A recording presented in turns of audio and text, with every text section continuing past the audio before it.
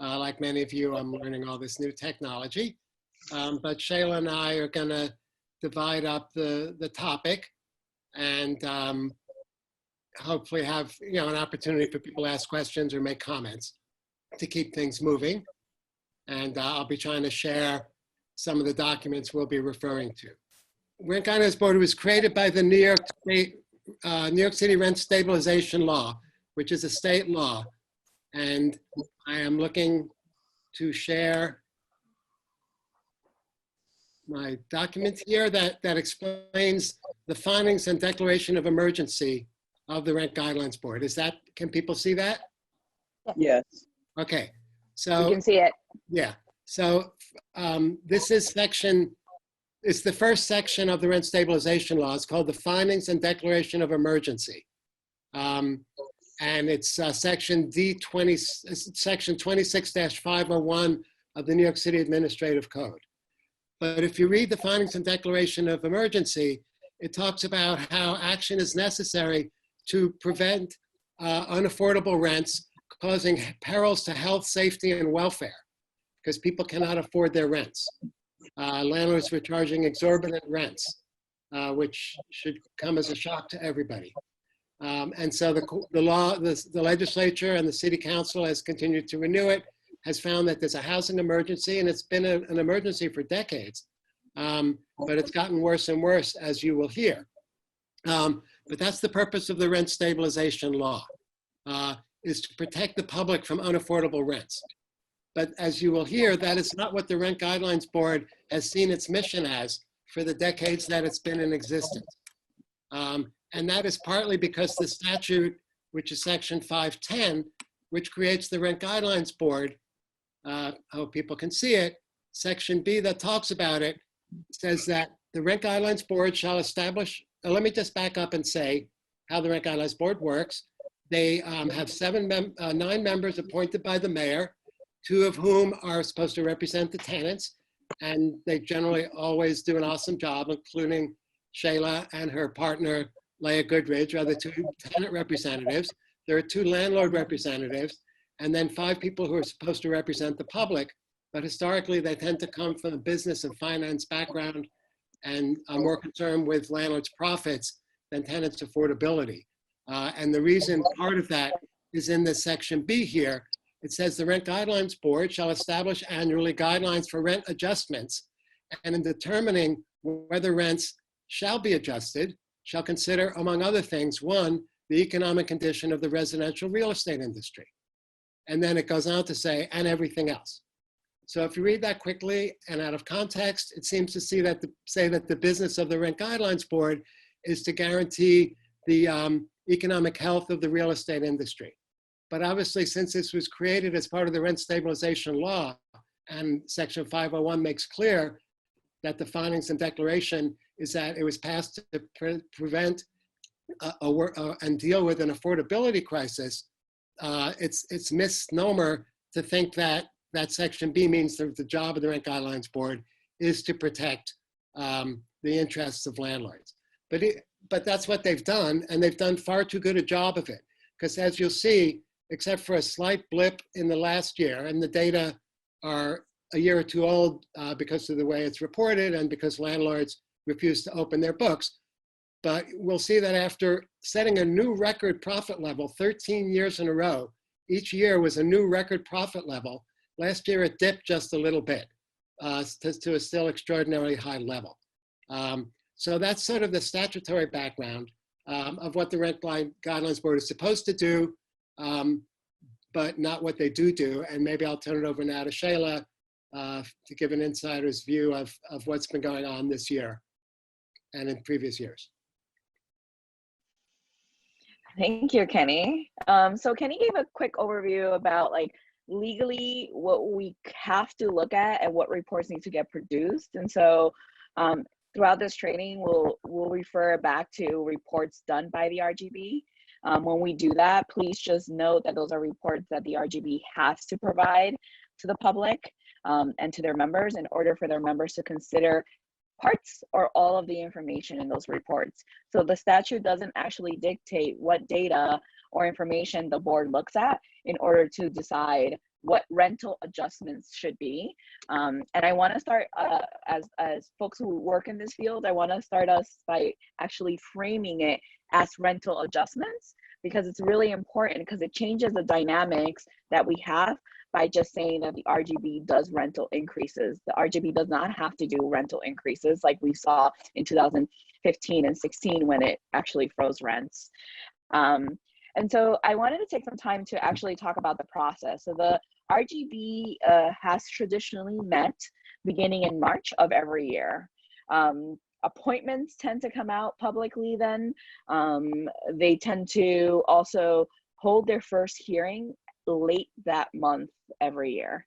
That is not by statute, that's just the flow of work that happens. It's just been what's happened for 50 years, and I feel like people just keep doing it. There's really no reason why we're only meeting and having conversations about the economic situation for tenants and landlords starting in March. There's no reason for that. It's just kind of like the date they picked. The board will meet starting then normally, and it has to make a decision before July 1st. That's actually written into the statute that we have to give our decision, and it has to be certified in the clerk's office by July 1st. So that gives us a quick timeline.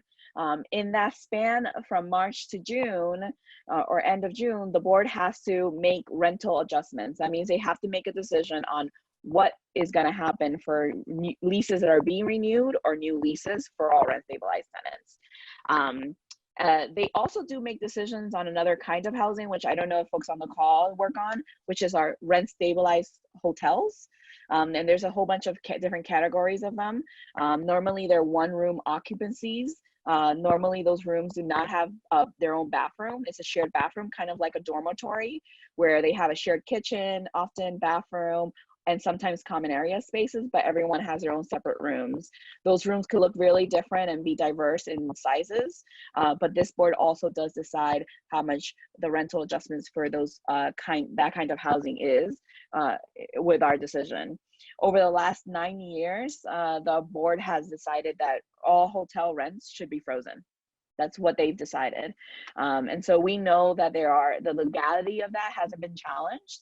And when it was challenged for rent stabilized tenants, the board was supported by the courts. The Supreme Court said, we're not even gonna listen to arguments. This is not even an issue we should be considering or listening to as court. And so it upheld the decision that was made about the zero in 2016, 15 and 16. But the board itself is made up of 2 tenant reps, 2 representatives of the landlords.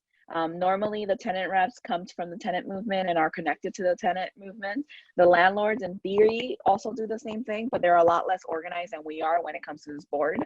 The other 5 people, there's 9 total. The other 5 people sit in the middle, and they're supposed to represent the public at large.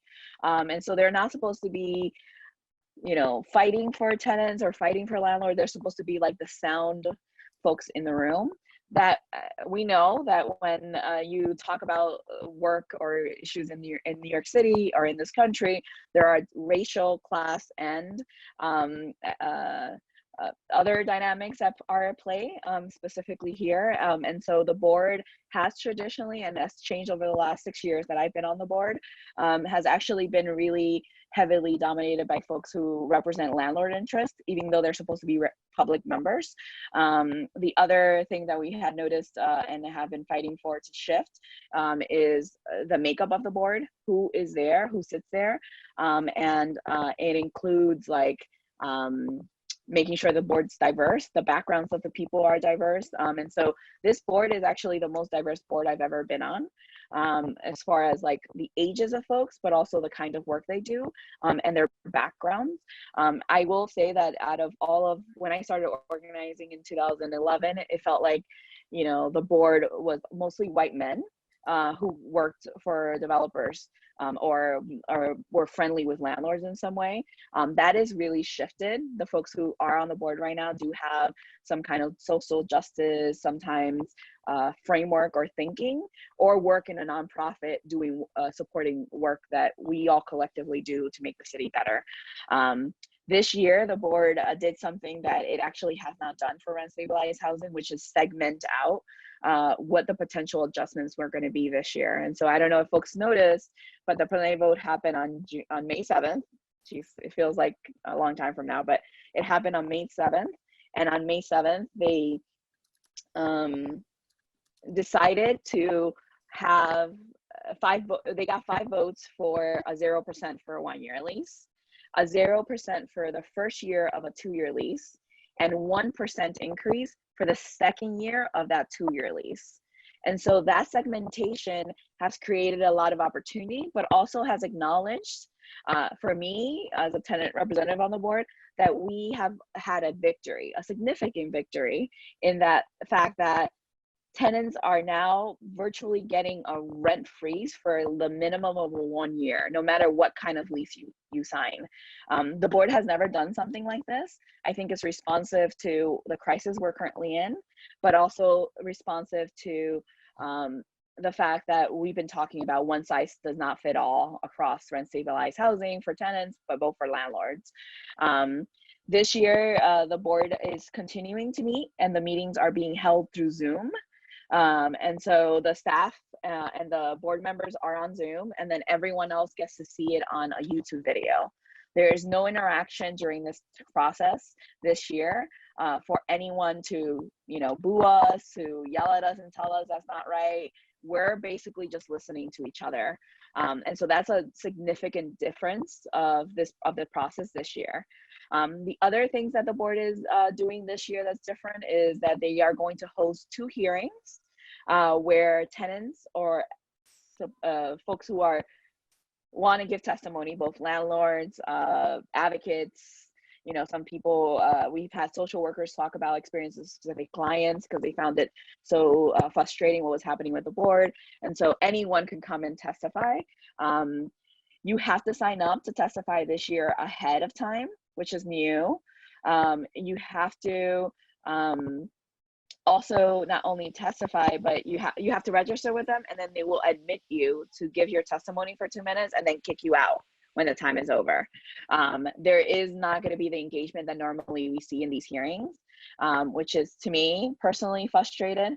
And I think that many of us acknowledge that the members or the folks that we engage with in the work we do are actually folks who are marginalized, and so the ability to have access and forethought to sign up for a hearing, they might not be able to do that.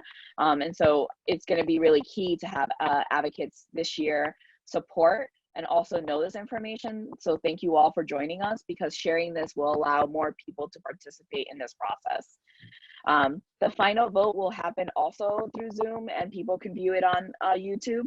And that is gonna be in June. We do have to vote and still follow the law, which is why the board is meeting the way it is. I did see a few questions about how did I get appointed. I think someone might have private messaged me. All of the board is appointed by the mayor. So any mayor that any given moment can ask board members to step down. They can appoint other people to replace us without any notice, which it's happened a couple of times. And so it's not supposed to be political, but it's political in that the mayor appoints you. So you have to somehow be recognized and seen by the mayor. So I guess that is not an easy thing to get an appointment on. The other things to know about the appointments is that people have terms. Once their terms are up, they either get reappointed or stay on if the mayor doesn't replace them. So my appointment ended 5 years ago, and I've been on for 6 years. So I could kind of just indefinitely stay on. When a new mayor comes in, which is why this year is even more important than other years, when a new mayor comes in, every member of the board automatically submits resignation letters to allow the new mayor to create the board they want. If your appointment isn't finished, you get to stay on. So they can't just kick off people they don't like. But I want to recognize that it is the reason why I'm on is actually because we held a hearing when the board refused to come to the Bronx. And so the mayor, when he was a public advocate then, came to our space and called for a rent freeze. And we said, not only do you have to make sure we get the rent freeze, but you have to make sure you appoint people to that board who are mindful. And that's how I ended up there, because we hosted that hearing.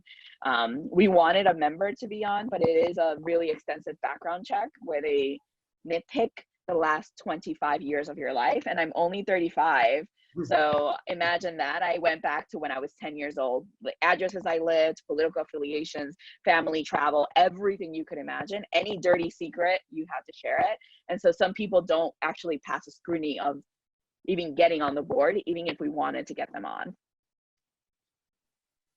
I think that unless there are any other additional questions on like the process piece and how this year looks, I think we can get into some of the nitty gritty.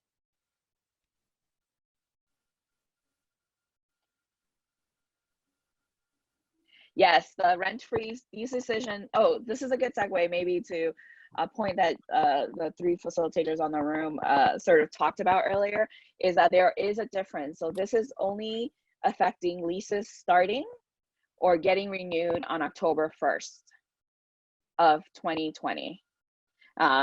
If a person's lease is due tomorrow, they are not, whatever we do on the RGB is not going to impact them.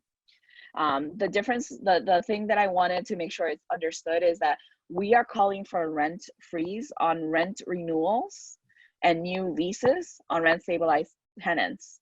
That isn't, I don't want it to get conflicted with the cancel rent campaign, which is actually saying that the state, federal government, and city should figure out how to cancel rents for people who fell behind during this crisis. Those are two different separate topics. Yes, they do go hand in hand in that the short term, we want people to get rental relief, which is why the cancel rent campaign is happening. And that's happening on the state and city level. But the RGB would be a long-term year, 2-year support that we would be providing for tenants in New York City. And those are two different venues that we're doing it in. So the legislator on the state on the cancel rent, and then the rent guidelines board for lease renewals and new leases. So I'll turn it over to Kenny, who's going to walk us, or is it me? Oh, it's me. I lied. It's like, you can tell I grew up in the 90s, I guess.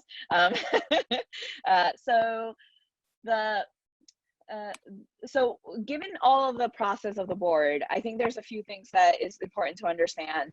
The board produces 5 reports that the staff writes. And most of them look at landlord economics. So we look at, what the mortgages, how mortgages look like in New York City and in the country, the interest rates on those mortgages, et cetera. We look at the affordability. So I'll focus on the income and affordability in a second, but we also see the income and affordability for people in the city. We look at the income and expenses, which some of us use the word profits to describe for landlords. And then there's a whole bunch of reports just about the housing climate in city. So it's just like housing related things that are tied to the rent stabilization and the decision we're making. So I'm going to talk a little bit about the income and affordability report, but not really. I think that the data is all great, and we are all on the ground, sort of seeing the impact of a lot of the work we do that it has on people. But I'm going to focus more about like connecting the data to the cases and the people that you are all supporting and that we are all supporting through this. So Kenny, is that the income and affordability or okay, yeah, there we go. So this is a report that the RGB releases every year. It actually dives pretty deep into different areas of, Kenny, do you want me to share? That way I can go through it? Sure. Or do you mind scrolling for me? I'm good with whatever. Either way, why don't you? Okay. So as like Kenny was mentioning, this is a report. It was released in April of this year. Things to highlight about this report, I know different of us use this information different ways, but I wanted to, you can see who was part of the board on the first page. These are important because the framing of the report changes based on who's the chair of the report sometimes. You can see what staff were involved in doing that. And this is the first time I've ever seen, but in the first page of this one, there's a disclosure on that does not take into account any of the data or impact of COVID-19 on rent stabilized tenants. None of this data actually is making the case that we should have a rent freeze because of COVID. It actually predates all of this crisis that happened. The report has a few supplemental highlights. I often joke around with tenants when they're like, that's a long report, I don't want to read all that if you actually read the gray box right here, you would get a highlight of what's in the report. Across the board, we're seeing that tenants in the city or people in the city are doing better than they had been doing, even 5 years ago. And so there are less, the cases of unemployment before COVID weren't increasing dramatically. We know that like the tenants' ability to pay rent and cases in housing court were decreasing in the last few years, both because of right to counsel and I think towards the beginning of this year, clearly because of COVID, those cases are now going to even drastically be lower. And then the reports always start with like some context as to like why the board exists and why this report exists. What's the intention of the report? And then you get into the report. I'm going to highlight a few things. Before COVID, tenants in the city, although we were doing better than we had, we know that the discrepancies of class and people's race has had a big impact. So although we saw unemployment get lower and we saw minimum wage increase, that didn't mean that tenants' ability to pay or the burden on their rents changed. It actually has maintained pretty flat. Mostly because most people who were behind on rent were not behind on rent because they weren't making that much money. It's because the rents were just out of control. And I think that makes the point that Kenny mentioned earlier, that many of the tenants in the city are not overburdened by rent because they just can't pay rent and are not working, is actually because the board is outpacing the rental increases.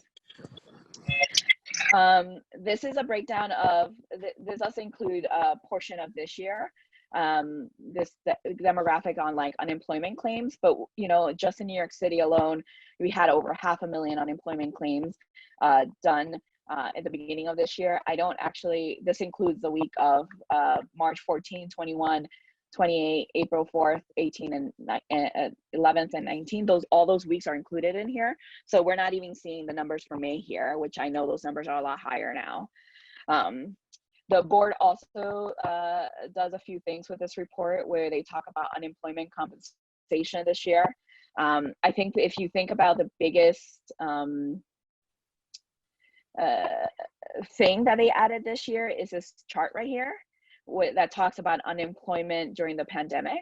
And this chart has actually been used, and I'm gonna put on people's faces because every time I tell people that this is something that they're thinking about, everyone's face is shocked. They're actually saying because people are doing just okay and they're getting unemployment right now, that we should just increase rents.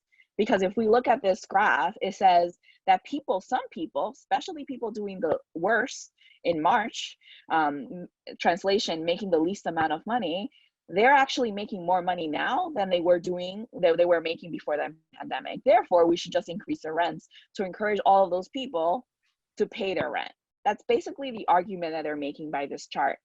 And why they're doing that is because the dark purple right here, that is the households with the lowest wages, so up to $31,000. And they're saying, look, in March, they were making less money and they were paying their rent.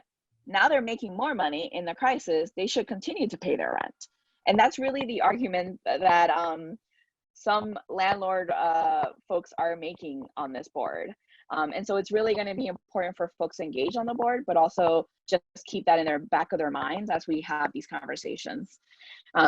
They go a little bit into some context about the federal and state laws or mandates, executive orders that have been passed that impact our board.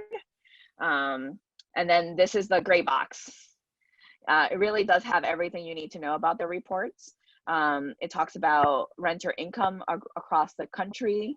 I think it's important to know that the city does not have current information. Like, there's no way for us to know if people are rent burdened this year. We will find that out in 2 more years, because the last one just came out. So we're getting information that's 3 years old about tenants. We're also getting information that's more of a survey style, done by a survey that's called the vacancy survey, which was intended to see how many vacant units we have across the city / how are tenants doing in their ability to pay. So a lot of this data comes from that. The other stuff that is on here, it talks about jobs, unemployment, evictions, HRA filings, and cash assistance. So if you look at this without having COVID in mind, it prints a pretty picture on how tenants are doing. All of the right numbers are going up slightly for tenants. So less people are getting cash assistance. There's less people applying for food stamp. There's less people being evicted. In translation, that means people can afford their rent, I guess. And then there's also people's ability to pay rent because their incomes is going up is higher than in normal years. That still is not enough for me to even say that there should be a rent increase, right? This actually just says tenants are getting back on track from where they needed to be in 1990. And now we're seeing them sort of jump back and the economy be better. And now COVID has hit and we need to react differently. And I think that that's the timeline that I use and help frame to have these conversations. So the report, I'm not going to go super in depth at it, but I will say that there are a few. I'm going to use a table of context to talk about it. It talks about the economic conditions for tenants. It talks about the vacancy survey that's done every 3 years again. It also talks about like different measures of affordability. So they're saying if people apply for food stamps, that means that people are more poor if those applications are increasing in the city. And so it helps them sort of understand that. The cash assistance program and benefits, obviously, this is used by the landlords to make the arguments a lot that, because tenants have so many ways of getting support, that means that we should increase their rents. So for example, when different programs to allow tenants to pay rent or support tenants to pay rent come out, the board automatically uses that as a reason why tenants won't be impacted if we increase rents as much as we think we will. And then it goes into homelessness and housing court. And I know that I looked at the survey that came up, but it seemed like most of us are working in the field of supporting people in communities. And so I think that the thing to take from this report is that it's talking about the numbers for folks in a way that isn't respecting the people's experiences and how traumatic we're seeing people when they come into our offices, right? And so this report is supposed to give you that whole field of what's happening for tenants.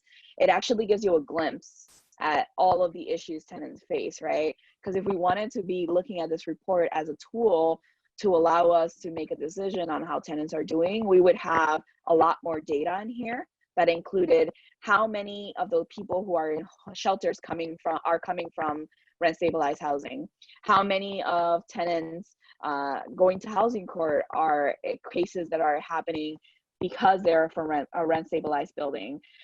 We don't have that data. And so we're flying blind when it comes to tenants, but we have a ton of information when it comes to landlords. And you'll see how robust the report on the income and affordability, the income and expense that Kenny will talk about next is. But I wanted to make sure that it's understood that when they talk about, I know I take it personal because I live in the Bronx. I grew up in the Bronx. I am the people that they talk about, those people. And so for me, it's really personal because all of these things that we're seeing on this table of context should be reports on their own, and they're not. And the board does spend more time making the case for landlords for a rental increase. And the board behaves in a way that doesn't dismantle what Kenny talked about at the beginning. The board behaves in a way to give landlords rental increases. That's what some members think they're supposed to be doing, making sure landlords make more money every year. I, on the contrary, feel completely that that's not our mandate. And I remind them of that and read the law back to them, because it actually doesn't say that. It says that we're supposed to stimulate a fair market for housing. And if you lived in a fair market in housing in other states, you would be able to negotiate your rent. In a place where it's dingy and repairs are not being done, you would be able to ask for a discount. You would be able to have mobility because there's more housing available for you to move. That doesn't exist in New York. And that's why this report, the work that you all are doing, the testimony that some of you might provide, or the clients you work with will provide, is even more crucial, because they don't even have a report that talks about those pictures. They don't care enough to create those reports in that intentional way. And I think that it does a disservice, because we're not getting the clear breadth of the impact. But I think it's intentional. And I'm looking around the room, and it seems like, just from the survey, it seems like folks have a few years of experience doing this kind of work, maybe service work or supporting folks.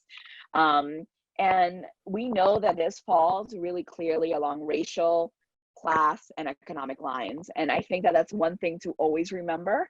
I get a lot of pushback on the board about this, because we can't have these conversations if we don't bring race. You know, the head of households and rent stabilized tenants tend to be women, single women of color.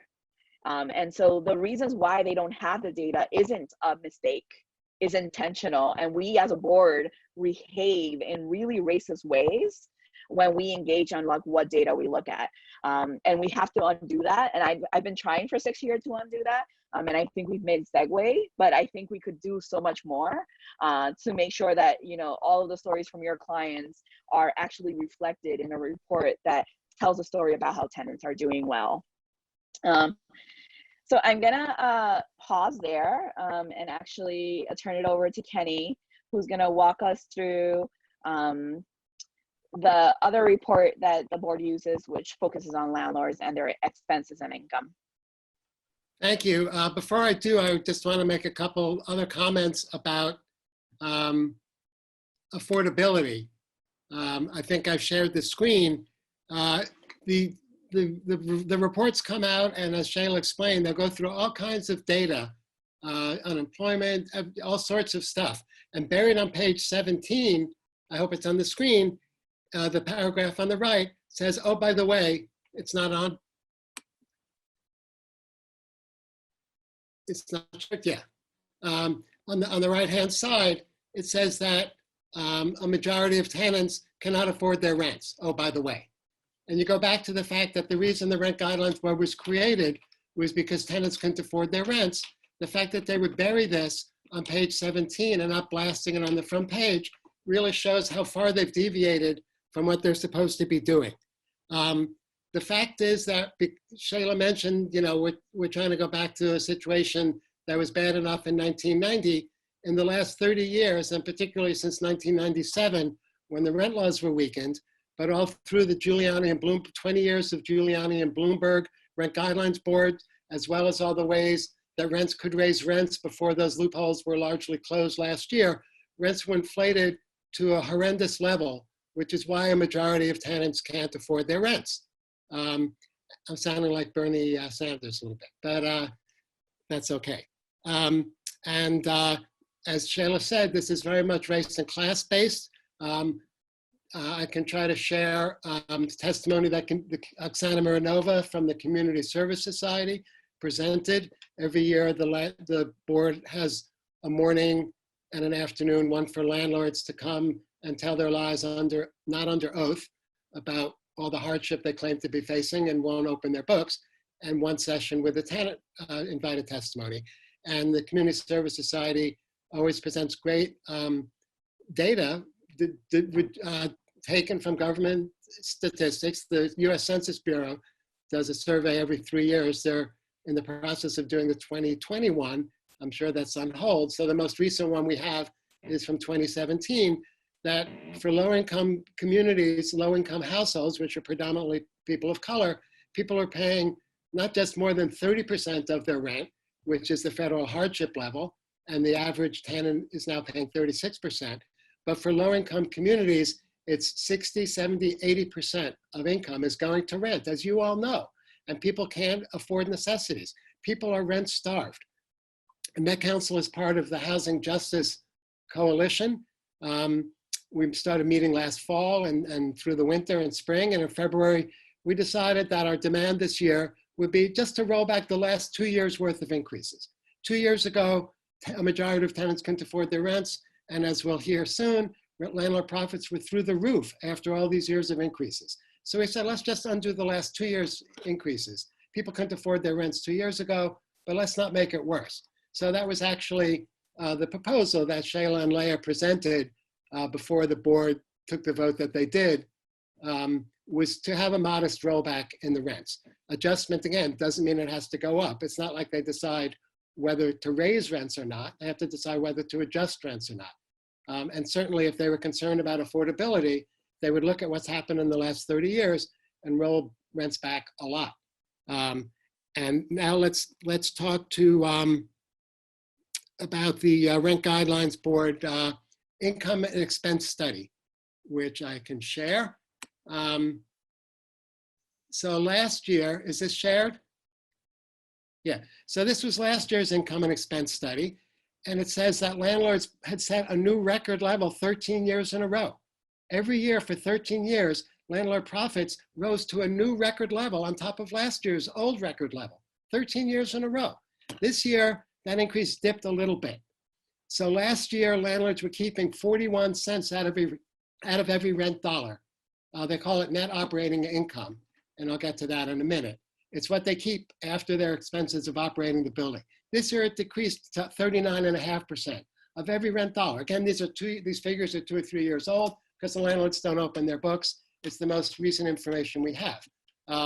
That landlords were keeping, no other business does a businessman expect to make 40% profit on their return every year. And especially when they're in the business of providing affordable housing, and it's the law of the state that housing should be affordable. That's what the rent stabilization law says clearly. Again, read section 501 in your free time, that the purpose is to protect people from unaffordable rents, which are creating threats to health, safety, and general welfare. Some of the public members over the years say, well, we're not a welfare agency, we can't be concerned. Yes, you are. You're created to deal with a health, safety, and welfare crisis, which has only gotten worse over the years because the Rent Guidelines Board, I wouldn't even say they're asleep at the wheel, they're driving headfirst in the wrong direction. So last year, net operating income had increased for the 13th consecutive year. This year, it went down slightly, but it's still at a record level of 39, or near an obscene astronomical level of 39.5 cents of every rent dollar is ending up in the landlord's bank account. Can I stress that point? Because I think it's important to understand that landlords, like, this is one of the most profitable businesses in the world. Rent stabilization stock, but because it was understood that it would continue to increase. Your margin of profit will continue to increase. And the fact that we're at 40, think about that. That means that if you go to a store and you buy a pen, the person selling you that pen is making 40 cents to the dollar. That's a lot. That's a huge profit margin. Right, absolutely. And that, I think that's an important thing to sort of have us, like, when tenants say, well, they need to maintain the building, they are making money. This isn't charity. They are not in it because it's charity. Right. And this report sort of highlights that portion of that data. Yeah, absolutely. And this also sort of gets into a broader issue that Met Council is very concerned about, is whether housing should be a commodity in the first place, or can we move to more public forms, either public housing, tenant-owned, nonprofit managed, take the profit motive out of providing housing to people, which is a human need, I mentioned Bernie Sanders. Again, take the profit motive out of health insurance, where they make their money by denying coverage, and really return to a model where you're trying to provide affordable housing at cost, and not having some speculator, taking money out of it by way of profit. But that is the current system that we live in. But we do have the law requiring the board to set adjustments every year. So one of the studies they do is called the PIOC, which is a speculative study that imagines if a landlord goes out and buys a market basket of goods, how have those prices risen or gone up or down a little bit? And if we want to maintain landlords' profits at their astronomical level, what increase should we do to keep profits at that astronomical level? And that generates something called a commensurate rent increase. To me, that's something that the board should just totally ignore, because the job is not to maintain profits, as Sheila said, at their unaffordable level. So the 40% or 39.5%, it's called in the reports net operating income, which is what they have left after the rent they collect and then the money they spend to operate the building. Some years ago, a bunch of nonprofits came and testified at the Rent Guidelines Board that it costs them about $500 a month to operate a unit. That was maybe 10, 15 years ago. It's gone up some. But net operating income, and I don't have the figures at my fingertips, but they're in the data. Net rent is, let's say, $1,300 a month is the average rent. The average expenses are $800, and therefore the $500 they keep is the 40% net operating income. So the landlords say, well, net operating income is not profit. Profit's a dirty word. We're businessmen, we're professionals. And when you talk about our net operating income, you're ignoring two things. You're ignoring finance charges, and you're ignoring capital improvements that our lenders require. This is a direct quote from two landlord representatives, Scott Walsh, this year when the report was being discussed. But that's fallacious arguing, because the finance charges of a landlord are not part of operating the building. If a landlord inherits a building from his father, or if a landlord buys a building with money that he has, there are no finance charges. If he buys a building with money that he doesn't have and borrows the money, or if he takes out a mortgage against the building so he can buy another building or buy a yacht, that's not a cost of running the building. That should be factored into what the tenants pay. So the idea that finance charges deducting finance charges is a more accurate way to look at operating income is wholly fallacious. It's not a proper metric to look at in setting rents. And the same thing with capital investments. That's not something I know quite as much about, but I've looked at it a little bit in the few weeks since Scott Walsh made that remark. If a landlord gets $1,000 net operating income in a building and puts it in their savings account, their net worth is up $1,000. If they use it to pay off a debt, their net worth is up $1,000. And if they put $1,000 of capital improvements into the building is worth $1,000 more, their net worth is still up. They're just putting their money into one pocket or another. So therefore, we haven't won this debate yet. I know Leah did a mammoth job trying to win that argument. They still don't acknowledge that net operating income is profit, but it clearly is. Now landlords, if they do open their books, there's a provision that says that if the rent guidelines increases do not generate a fair profit, they can get what's called a hardship increase above and beyond what the Rent Guidelines Board passes. And landlords always claim they're losing money, but all they would have to do is open their books. And if they're losing money or not even making a fair rate of return, then they could get an extra increase. The number of landlords out of 1 million apartments in New York City who apply for hardship increases is like 0 to 4 in any given year. None of them do it. And the fair return, at least for rent control apartments, is defined as 8.5% on the dollar, not anywhere near 40%. So if rents were reduced, as they should be, by a quarter across the board, landlords' profits might go down to 20%, and tenants could afford their rents. That's something that would make sense in a better system where the public members really understood and represented the public in a city of renters. One of the things during the preliminary vote on May 7th last week was the other landlord member, Patty Stone. I call her Patty Hart of Stone. She said, well, it's the government's job to deal with affordability. Well, the Rent Guidelines Board is part of the government. I mean, I guess she was absent the day they taught civics in junior high school. But the Rent Guidelines Board is part of a government agency in a democracy with a law passed to protect tenants, and it's not being done. I mean, at one point I was tempted to go and arrest public members, place them under citizen's arrest for violating their oath of office by raising rents every year. But obviously that's not a solution. They've just gotten so far away from what their job is that we're forced to argue on their terms. So there are going to be public hearings coming up where people can have input. And maybe Sheila, do you want to open it up maybe for any comments or questions? Well, I will share my screen just to give a quick run through on the hearings this year. And then we can open it up for comments and questions and have more of a dialogue. Just want to make sure I'm sharing the right screen. So if you Googled RGB NYC, you would get the home screen of the city's normal website. So if you like Googled it, this would be the first screen you would see. If you Googled it and clicked on the first link. There's a few tabs up here. The rent guidelines, that's mostly the guidelines that come from the RGB. The actual orders, once we vote and 5 people vote for something, it becomes a law as soon as it gets entered with the city's clerk's office. And that has to happen before July 1st. So before July 1st, in preparation for October 1st. And so that's the timeline. The other thing that's here is the meetings. The RGB has to notify or make the hearings public within 72 hours of them. And so they don't have to give this much heads up, they do.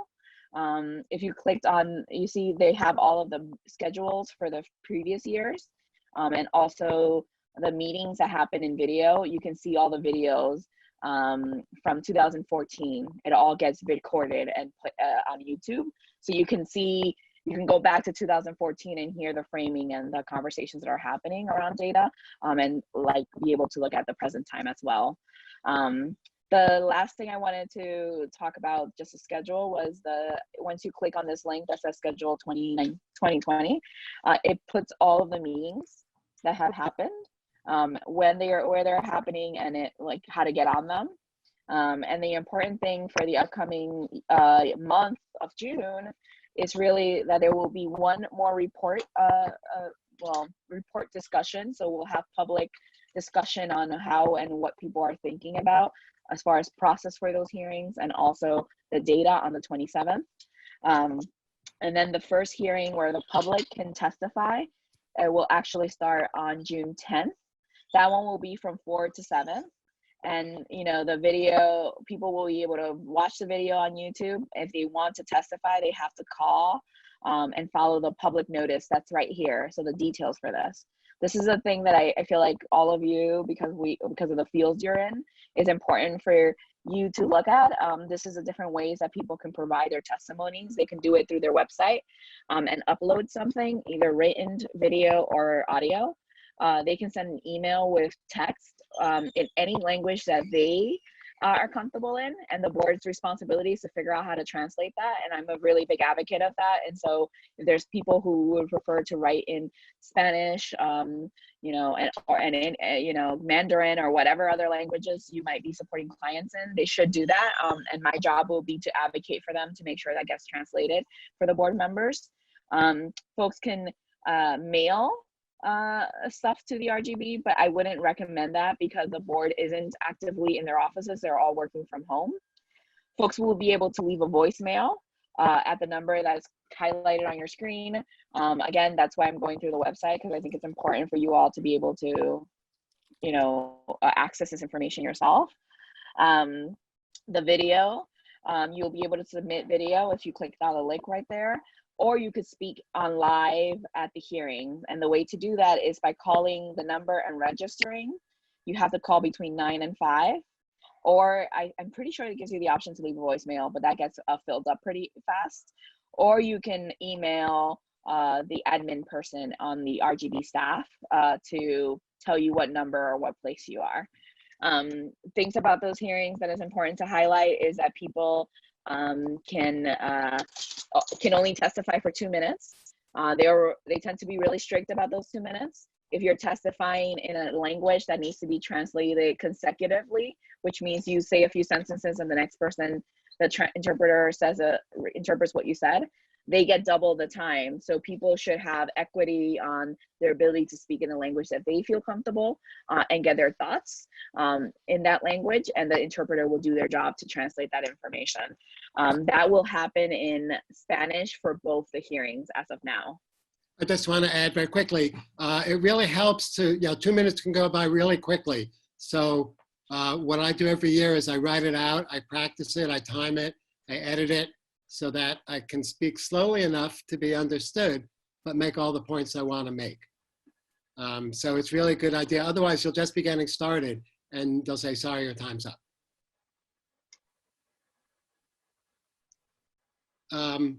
I wanted to talk about a different thing other than the hearings, unless I see that there's one question. Yeah.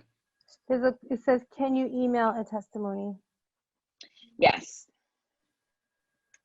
The email that would folks, is it helpful for me to copy and paste the person's email address in the chat? I'll do that. And I'll also say it out loud. The board has 4 people on staff. 2 people who write reports, the executive director of the board, and then an admin person. Her name is Charmaine. She's actually really an amazing person. She is the one that we're emailing her people's testimonies. I will say that the testimonies don't have to be in letter form. They don't have to be, super detailed. They don't have to be a paragraph. Some people have just said, my name is X. This is where I live. I am overwhelmed by my rent. This is how much my income is. This is what my rent is. I can't afford a rent increase. That's good enough. If people are able to give more by saying, I have a college student in my household, I lost my job, I make minimum wage, I'm an hourly worker, so my hours fluctuate. All of those are just extra information if folks want to share that, but they don't have to. People don't have to get super, what's that called? Specific about what's going on if they don't want to, but I encourage people to do so, just because the board doesn't see the tenants that we work with or the community members we work with in a way of them as whole humans. They just see them as people who are paying rent and like their relationship to that rent. And so giving more information allows them to make connections with folks, and allows me to share those stories in a way that feels more genuine and use them to, make sure that tenants get relief.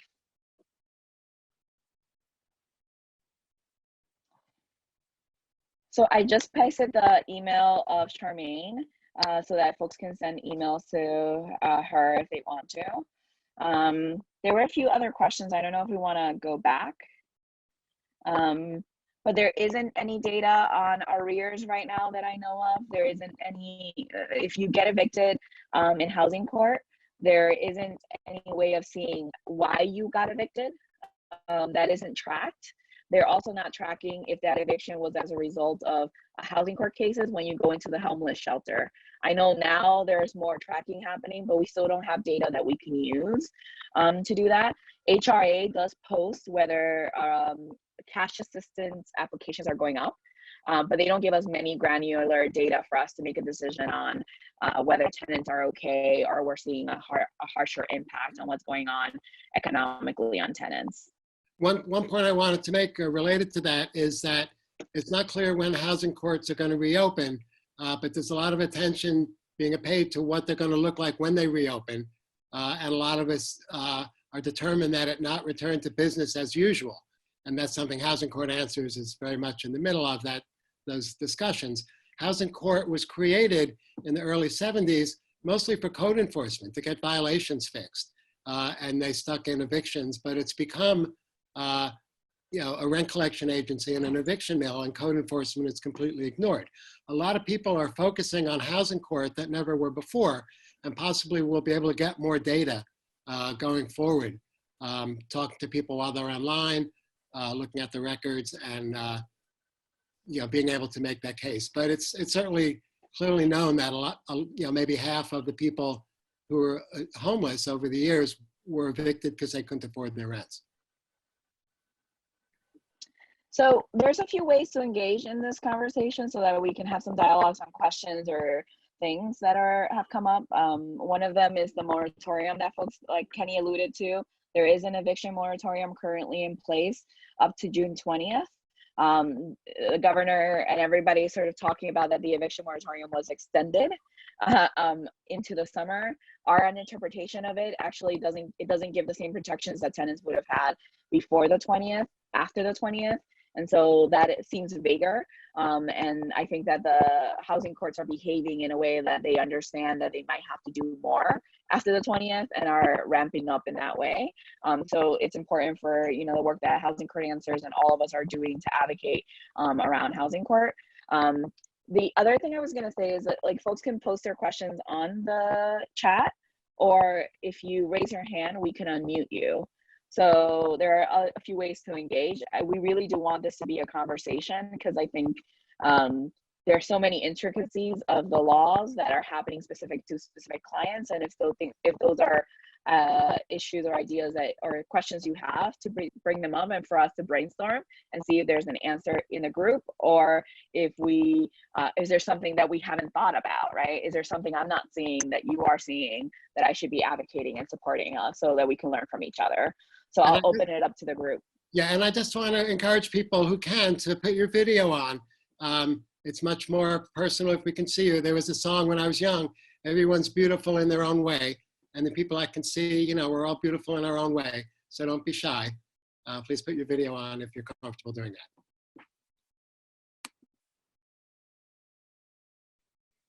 While people are thinking, one other point I wanted to make, and please just jump in as soon as you have a comment or a question, is that in the past, I've been involved with the Rent Guidelines Board for quite a long time, and we often meet with the public members. Often our arguments fall on deaf ears. There was someone appointed as a public member last year who's a professor at the New School who has written that there's an affordability crisis of epic proportions.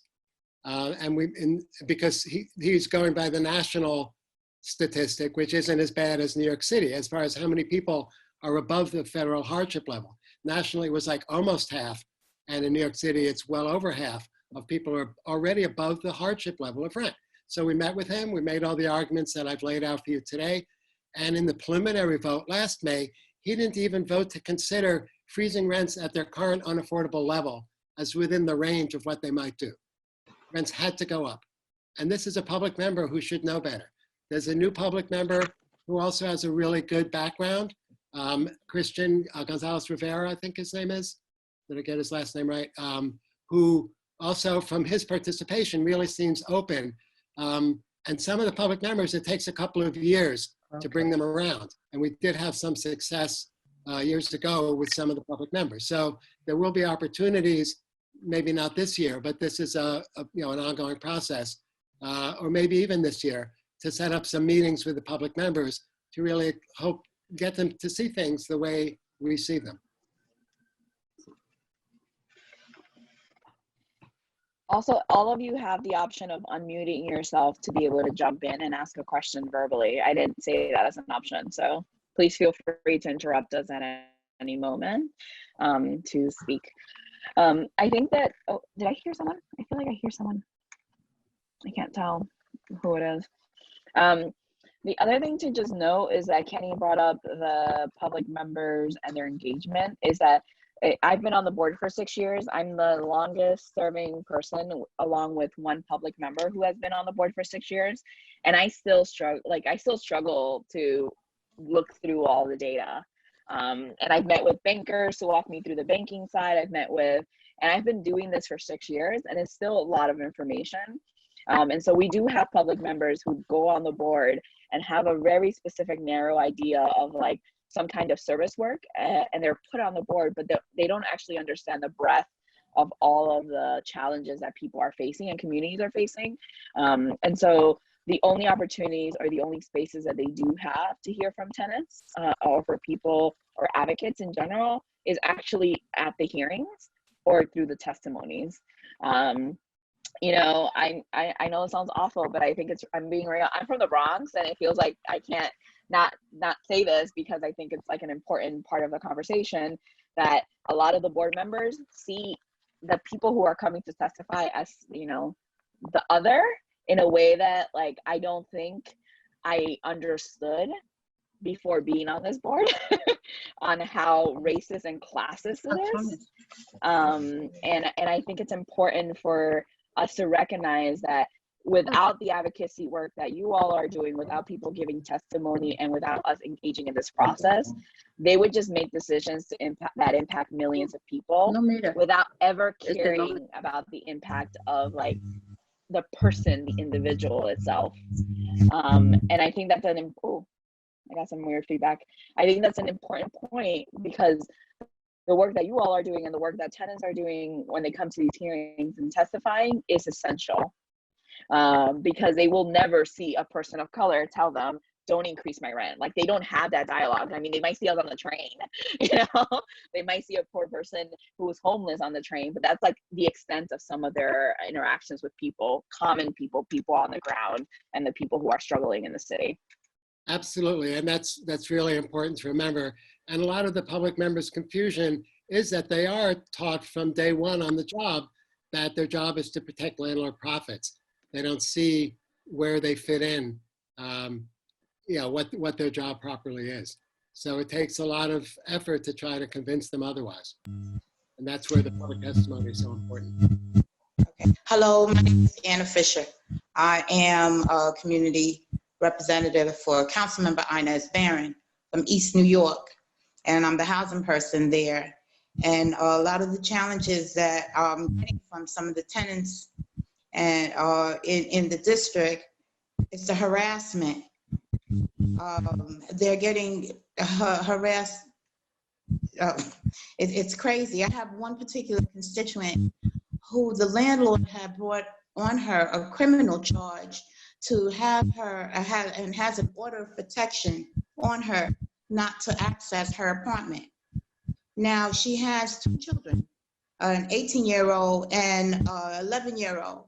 So she since the pandemic started, she has had this order of protection criminally because the landlord was trying to keep her out of the apartment through housing court. But since she realized that she couldn't get anywhere with that, she got very creative and then put on a criminal act. So now, since March 20th, this tenant has been sleeping in her car. On occasions when the landlord, because the landlord lives on the property, when the landlord steps out, she goes in to see what's going on with the kids. She leaves things at the doorstep so that the older child can, and it's like, it's crazy. This person says that she's reached out to the mayor's office. I made a connection with Brooklyn Legal Services to try and help her out through the process. She has 2 attorneys, one housing, one criminal, and she still can't get access to her apartment. I mean, this is harassment to the highest degree. And I've heard her, because she calls on a regular basis crying. And with everything that's going on, we just can't seem to get her into her apartment. This is a horrendous situation, especially with the pandemic that's going on, that she has been pushed to this level.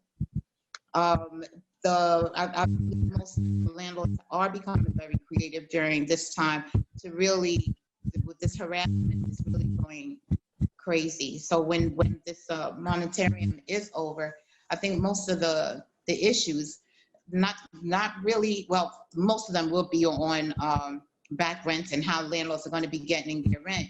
But a bigger conversation needs to happen in regards to how the extent of the harassment that landlords are doing, and how it has those tenants not only dealing with this pandemic, but dealing with someone on a regular basis knocking on their door, making the situation a lot worse than it is by harassment. Yeah.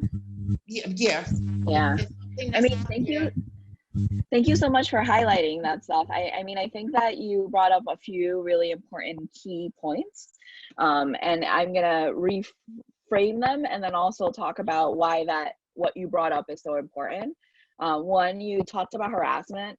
A lot of the board thinks that harassment is like this elusive thing that doesn't happen, and we're bringing up these stories that we're handpicking to show them one bad actor. That's really how they see it. They think this is just a bad landlord, one bad landlord. But I think that your experience is talking about like, this is one example of many people who go through this. And I think that that's an important thing for the board to consider. I also think it's an important issue for us to be organizing around. And, you know, the folks organizing on the state level for the moratorium are thinking about these issues more holistically, because we know that tenants, we want the strongest rent laws, right, in a generation in June. And now we're talking about having the RGB increase rents because we want too much. That's the conversations that they're having. That's the conversation people in power are having. And it's really important for us to parse out those things and call them for what they are. They are trying to undo what we want in June with the RGB. That's their intention. And I think harassment is important for tenants to take salt. And I know this is not like what you're going to say to her or them, and they're going to feel better, right? But harassment is a strategy to displace, is intended to have you move because they think they're going to make more money or they're going to get some benefit from you moving. And that benefit is often monetary. It's not like most tenants are just going to their houses to sleep and then they go back to work. Like no one wants any fuss.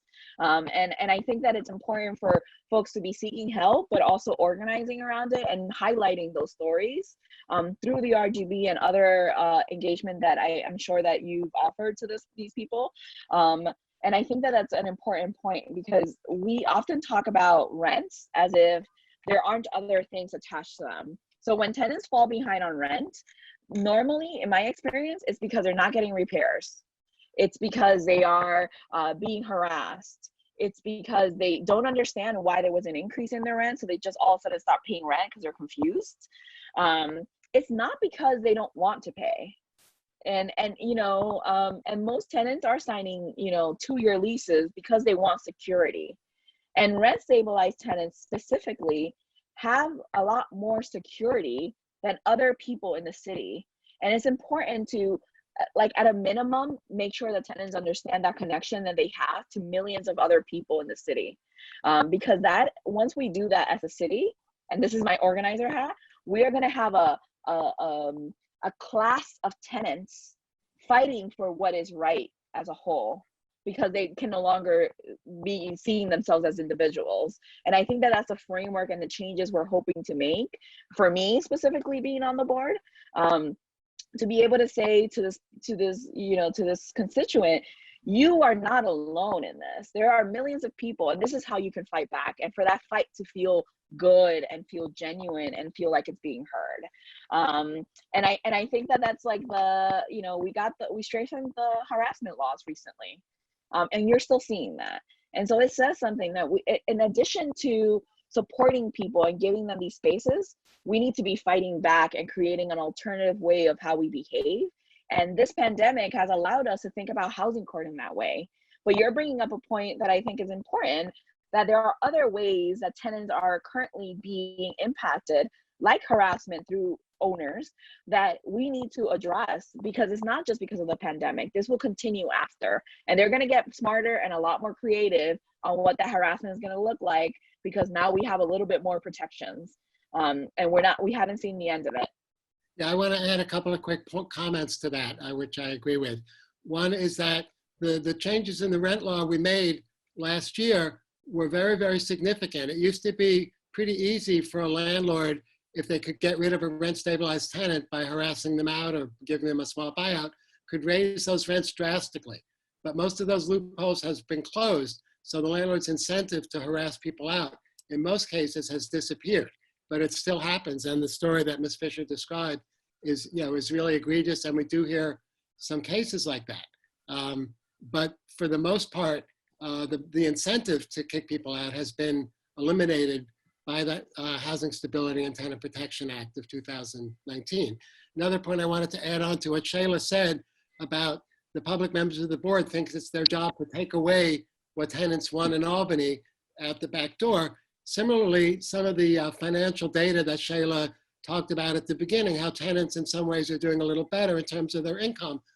You know, the Rent Guidelines Board is part of the social justice movement in general. And part of that, through the Fight for 15 and living wages, has shown a significant increase for some low-income workers. And that's not a bad thing. They shouldn't go back to the horrible unaffordability they faced when their incomes were even lower. They should get some relief for that. And not, you know, it's not the job of the board to take back the gains that have been won democratically and politically through people organizing on behalf of their own rights.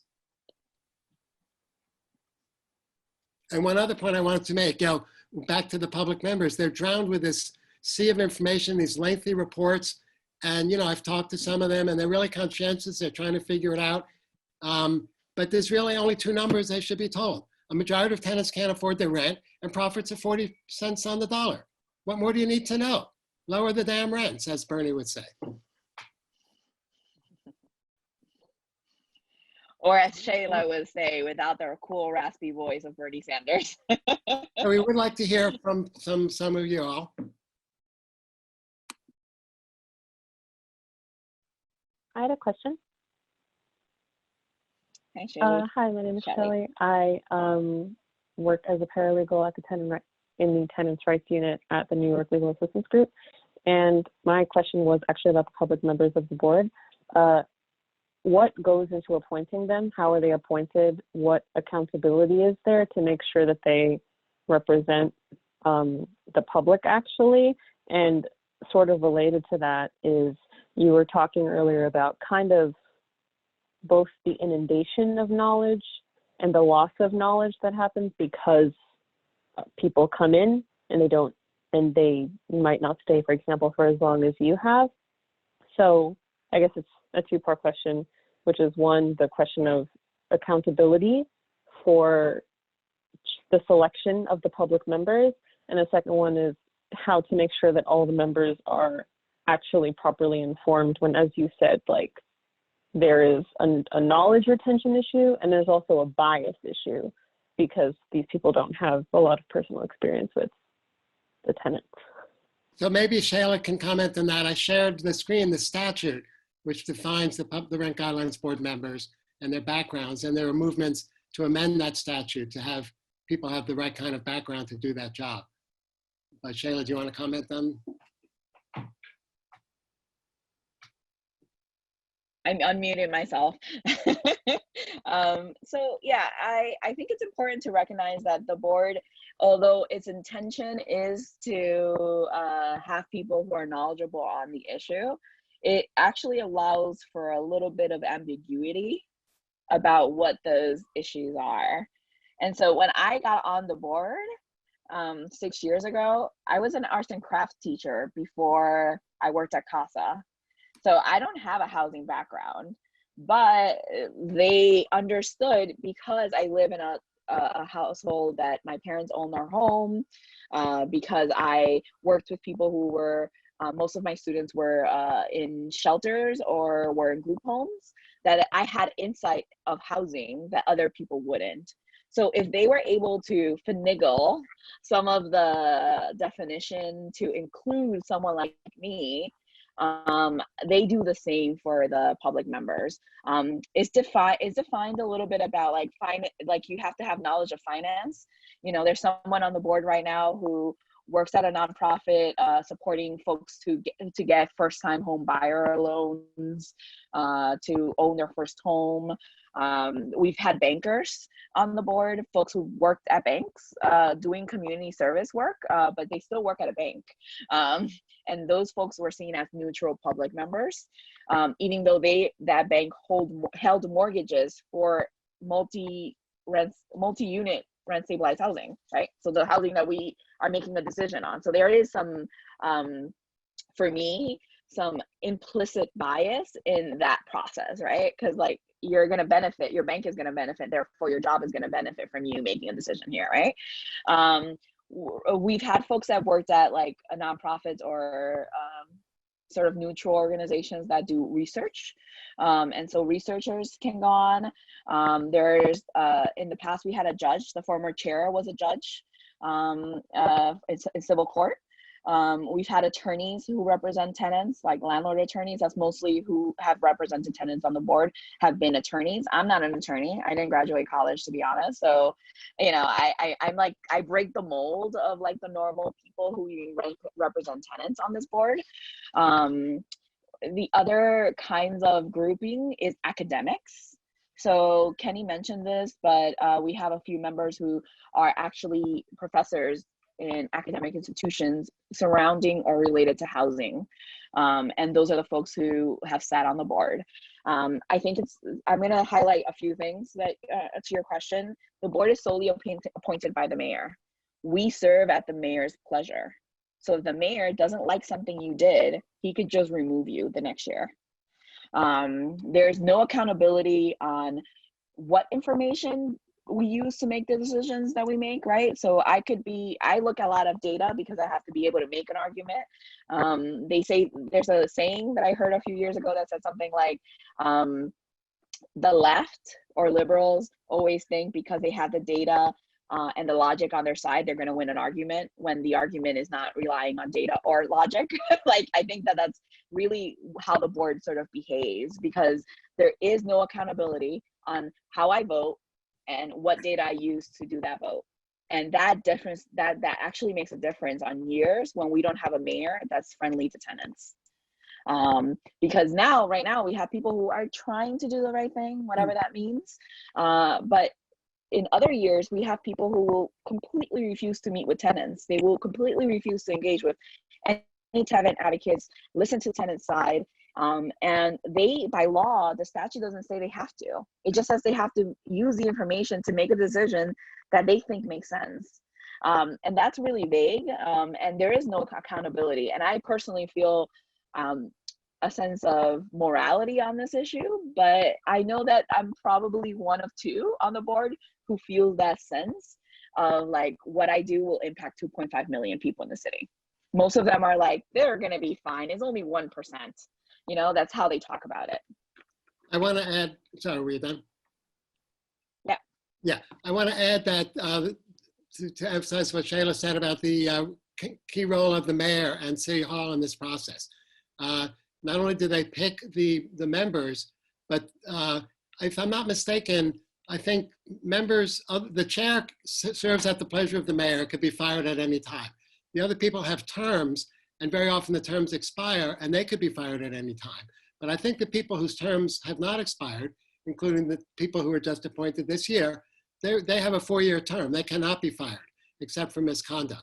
And that gives us a little chance to work on them. But City Hall, and we found it out pretty clearly, those of us who didn't already know it, how closely the chair is taking directions from City Hall. And that's not necessarily a bad thing. I mean, the mayor came out a number of weeks ago saying that rents should be frozen. And the board did vote in their preliminary guidelines that people who sign a 1-year renewal, their rents will be frozen at the same amount. And people who sign a 2-year renewal, this is the preliminary, they haven't done the final vote. They're supposed to listen to people. People who sign a 2-year, their rents will be the same for the first year, and they go up 1% the second year. So if your rent was $1,400, the second year will go up $14, which is a lot for people who are already rent starved, but it's not horrendous compared to what it's been in other years. But we're still putting pressure on the mayor that rents should be rolled back, and that even a 2-year renewal should not see a rent increase. Profits are still astronomical. And so, you know, when de Blasio was first running for mayor, I don't know, 8 years ago, when he was a long shot candidate, I actually got to meet him and talk to him. And at that point, housing was not on his radar very much compared to education and police community issues. But he did seem to get it. And he did in his campaign call for a rent freeze. And the second year of his term, the board, as Sheila was on and voted for, did pass a 1-year rent freeze. The landlord said, oh, he's just keeping a campaign promise, as if that's a bad thing. But the pressure on the mayor, again, this year, I think led to his call for a rent freeze. He's also calling for help from Albany and the federal government for rent forgiveness and assistance so that people don't get evicted. They couldn't afford their rents at their current levels anyway, even before the pandemic. So people still won't be able to afford their rents going forward. So pressure on the mayor, pressure on the governor to do something to cancel rent so people, thousands and thousands of people don't lose their homes once courts get back to being an eviction mill, if that's what they do, is really important from the community. I mean, I think it would not be right of me not to say that as a person who sits on the board, I think that, what happens in a public setting with people who are elected officials, this is like my very political neutral statement, so the only one I will make, it's really important for us to acknowledge that it does have impact on the board. But none of us are talking directly with the mayor's office. So it's a little bit like we are looking to see what advocates and people in the world are pressuring the mayor to do, because it does what is that called? It does point to the board that the mayor's mind frame is somewhere else, or that the economy, or they know something that maybe they're not seeing. And so that is an important part of it. I think the other part to know is that we've always based our decisions on what percentages I vote for personally on data. And so it's important to understand that every year we've lost anything, we've had good data to prove we should have gotten it. And we really do need that external forces to be bringing up the data in order for us to land in the middle. And the middle is not always good for tenants, at all. And so I think it's important to understand that there are political aspects to this process, but that the things that we can control are actually not only political, they're actually what we do as individuals, how we engage with this board, and how much pressure we put on them. And then the political stuff that happens in that arena allows to inform the decisions that the board takes. But I think it's fair to say that most folks are saying that they're basing it on some data, but the reality is that they're not connected to us. They're not seeing our people as people, and so that is inherently going to be problematic. They're doing it from the lens of I'm helping these people with their rents, versus I'm doing the thing that the data shows. And those two ways of viewing the world are really impactful on how they look on the board. Any other additional questions or thoughts or feelings about this process? What happens? You can also just share how messed up it is if you want. Validation is always good. Hi, I'm Kim Ellison. How are you? Hi. Hello. Thank you for all the work that you're doing. Hi, Jessica. Quick question. Do you think since the Rent Guidelines Board was established in 1969 that maybe there's some revamping that needs to be done? Over the years, it is quite some time. I think the other thing, the second question is it only during this time when they're looking at rents is when there's access for the public to make statements about the rents? Sorry, I didn't understand the last part. Is this the only time, during June, that the public can have access to the rent guidelines? Well, see if you're having an issue in early January, or can you send information to the Rent Guidelines Board and they'll take a look at it and maybe review it, or it's only during this time? Those are two great questions. I will take the latter first. The board is not a board that does anything for anyone. They're just an institution to make this decision. They do not, they can refer you to DACR if they think that that's what you need, or tell you to call 311, but that's the extent of anything they do forward facing. They don't proactively do anything either. So you can hear all my frustrations now. They don't proactively do anything. So we don't engage with tenants outside of March to June. We don't send them emails saying anything. We don't ask them for input on their lives in general. And that's really problematic, as you could imagine. And also really frustrating because there is no accountability. The people are just sort of on this board for a year basically and work for 3 months. And on your first question, Kim, if I may call you Kim, yes, there are proposals to redo the statute. At the beginning, I shared section 10 of the rent stabilization law, which is Administrative Code section 26-510, which creates the Rent Guidelines Board. And section A talks about who should be a public member, and it talks about people coming from finance. There's a proposal to say that they should come from social work and affordable housing, people more consistent. And also in the second part that I showed, where it says they should look at the health of the real estate industry, which is very misleading, it should start by saying it should look at tenant affordability and homelessness. So that's a statute, it's a state law. There are proposals to get that changed.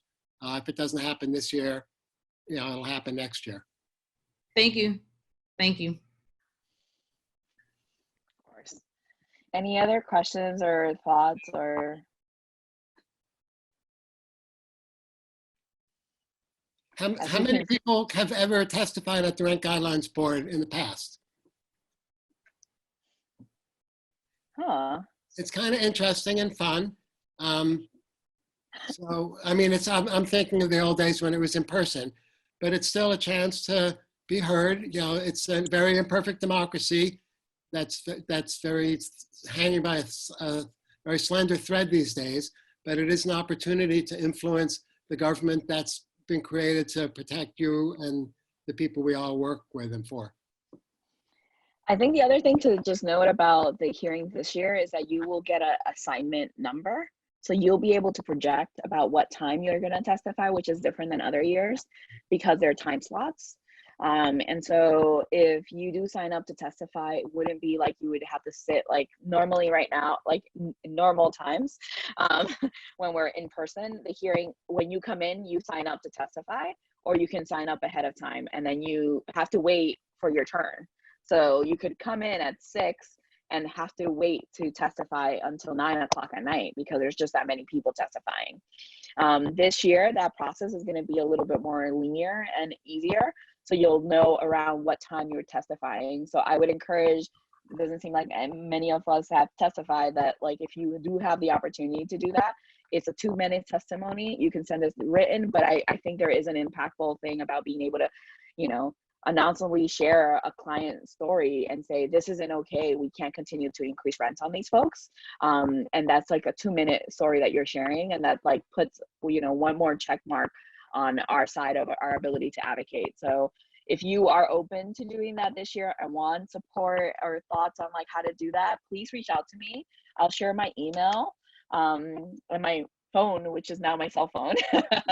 So feel free to text me or call me. If I don't pick up, just leave a voicemail and I'll do my best to return the calls in a timely way. But I as you can see, I go to these trainings like citywide for different smaller groups.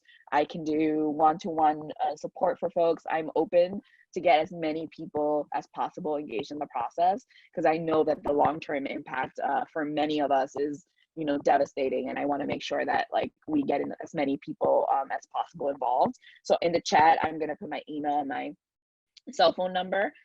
Just don't call me at 1 a.m. because I might not pick up then. And let me just also add, Met Council also helps organize people to go to these hearings. There's another point I wanted to make, I forget. Oh yeah, so as Sheila mentioned, it's going to be truncated this year. There are a limited number of slots. Registration opens on June 1st. It'll fill up. The landlords will probably take, I guess they have slots for tenants and slots for landlords, so you're not competing, but the slots do fill up. And it used to be that people who showed up the day of, they'd stay as late as they had to hear everybody. They're not going to do that now because there are other options. So if you do want to be heard, or if someone you're working with has a really compelling story and you want to make sure they get heard, make sure they register when it opens up on June 1st. And there's like 5 different ways to participate.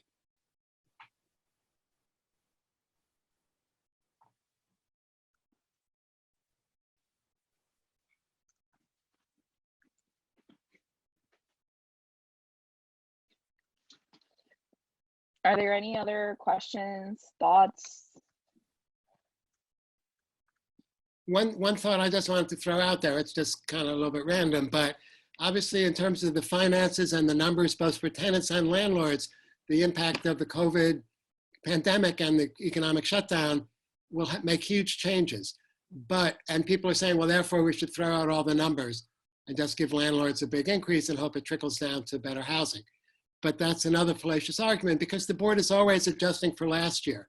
It's never really predicting the future because you can't, it's pure speculative. They're always looking at last year's numbers, and last year's numbers justify a rollback a lot more than the 2 years that we're asking for.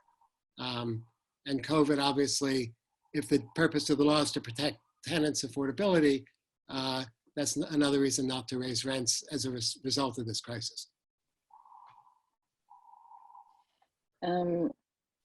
I think the other thing I would mention is just something for folks to think about as like you move through this is that the impact of this board will start to take into effect in October, but the impact of our ability to win on this board will have long-lasting impact for many of the people we're working with for the next 2 years. And so if you are like me where that weighs on you heavily, I would encourage everyone to do whatever you can in your power to make sure that like the board understands that, because the crisis of COVID, we will not truly see how it impacts poor people across this country and poor people of color across this country, not only health-wise, but economically. We won't see that for a few years. And we were already in the deep end, and now we're out at sea. And I think that that's really the conversation we're having. And this board and the work that you all are doing is going to help inform how bad that how far at sea we are really. And I want to thank everyone for participating and being interested in on the RGB, because it's not an easy thing to be interested in. But I think it's really an important part of why we see spikes in homelessness, in case management that we do, in kids not going to school. We will see food insecurity. We're going to see health repercussions of people who are dealing with mold and are stuck in their homes for the last 3 months. What is that? What is the impact of that? We will not know that and be able to project it. But this board could do something that will alleviate what is likely going to happen. What we see happen in crises when people of color are hurt. You can take Katrina as an example, right? Like you can try to mitigate what happened, that's fine. But you have to make sure that these people aren't, like, when it happens again, because that's what happens to poor people in the world, we can survive and come out stronger. And that's what we're doing while engaging with the board and doing all of the work that you guys are continuing to do during this crisis. So thank you. Yes, and this Rent Guidelines Board, it affects 1 million apartments, 2.5 million people with an average income of maybe 40,000, very low, moderate income tenants. It's a million households affected here. So it's really significant. And I often joke because people don't think about this, but like for me on the RGB, like folks are talking about moderate income of 40,000. I grew up in a household that had a $20,000 income. And that's like what my mom currently makes as a home attendant. And now it's a little bit more because minimum wage went up. So understanding that intricacy and making those connections is not something that this board can do without the support and help of all of us pushing them to do that. And so I think it's like it's real in a different way, and it's going to be real in a different way as we move forward in the next year and the future.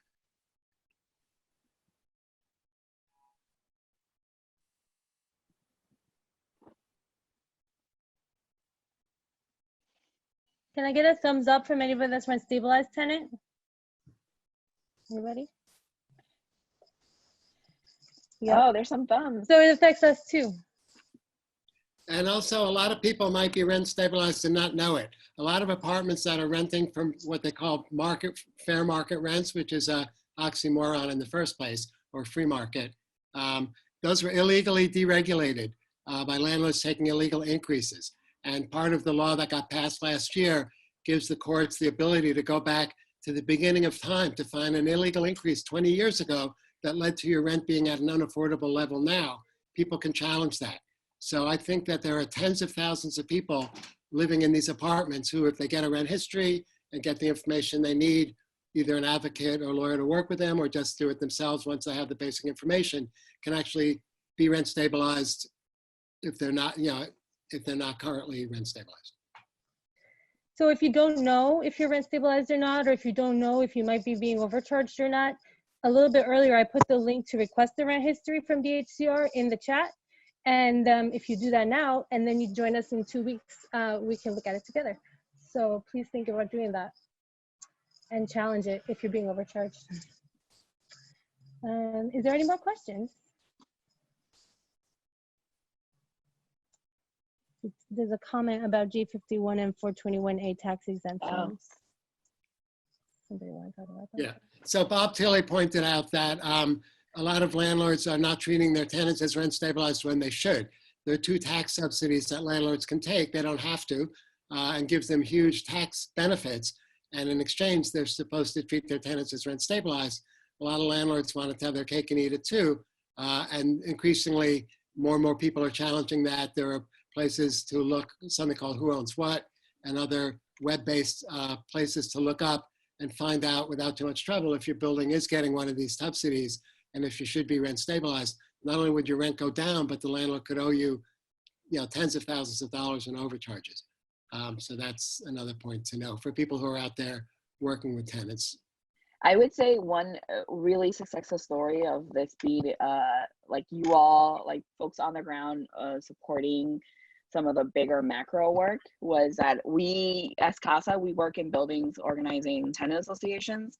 And we had someone, I won't say the organization because I don't know if it's like something I should say, but someone in a service work, a case manager, refer a tenant to me who they thought they were confused about what kind of tenant they were.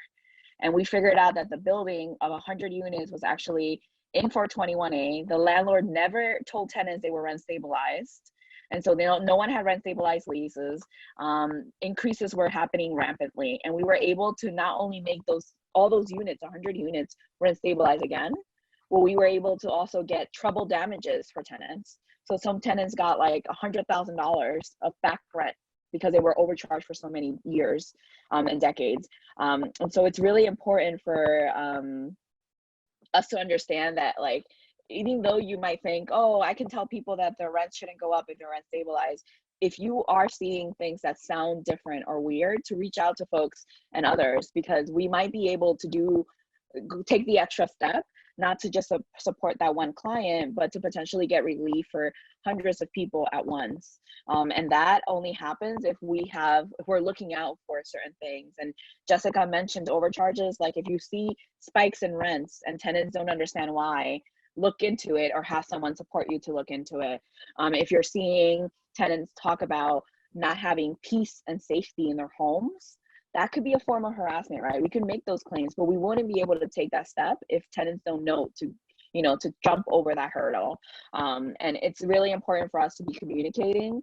I shared both my work and personal cell phone intentionally, because I wouldn't want us to think that this is just the only venue for us to have these discussions, that we need to continue to have them. And so I would encourage everyone to reach out to, I'm going to put Jessica on there, but any of us, to ask us, do you know someone who can support us on this? And if we can't, we'll figure out how to be supportive. But this is really the forefront of supporting the most marginalized folks, and it exists within you all and us, but it can't happen with one without the other. And so it's really, I'm just so grateful that we are able to have this conversation, and I'm hoping that it will mean that I will get 70 something emails for all the 70 people who were on this email asking me questions in the future. If I can support, I will, and if not, I'll refer you to someone who can.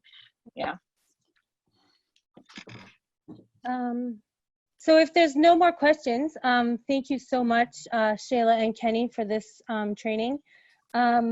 Yes, please let's stay in touch. I posted in the chats my email address, which you probably already all have, but also I put our hotline phone number.